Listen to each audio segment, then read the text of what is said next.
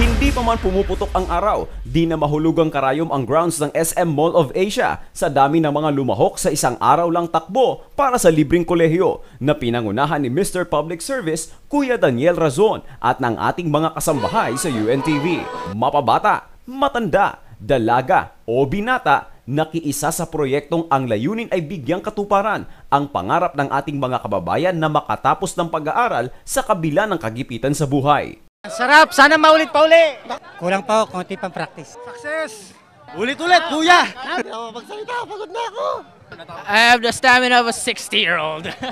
Bitin, na 5K, bitin! Ang ginhawa ng pakiramdam eh. Bago ang umpisa, warm up muna nang huwag magkaproblema.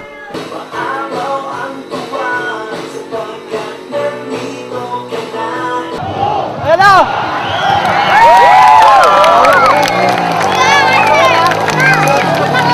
Kanya-kanyang diskarte sa pagtakbo ang mga kalahok. May paisi-isi lang, may kinakarir naman ang pagtakbo. Ang iba, palakad-lakad lang. May mga idinaan naman sa kwentuhan at tawanan. Sa buong palibot ng racetrack nakaabang ang mga medical teams na handang sumaklolo sa mga racers. Kapwa Kenyan nationals ang nagkamit ng first and second place sa 21K run. Sa oras na 1 hour and 14 minutes, mabilis na tinapos ni Willie Tanoy ang pag-ikot ng 7 beses sa MOA grounds, habang segundo lang naman ang pagitan nila ng second placer. I've done a lot of marathons to train hard and win easy.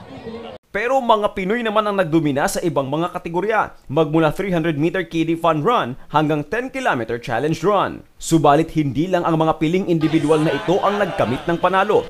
Matapos talbugan ng isang araw lang takbo ang 43,600 plus attendees sa New York Marathon noong 2009 na binansagang largest marathon sa kasaysayan.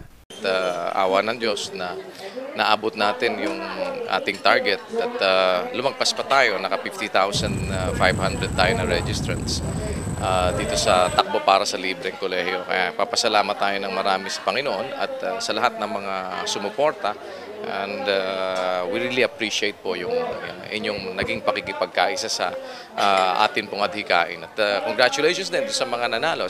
Ang paggawa ng mabuti ay hindi magbubunga ng masama. Hindi man lahat ng kalahok sa takbuhan ay nagkamit ng premyo, pero lahat ng sumali ay panalo dahil bahagi sila sa pagbibigay ng katuparan sa pangarap ng ating mga kapwa-tao na makapagtapos ng kolehiyo.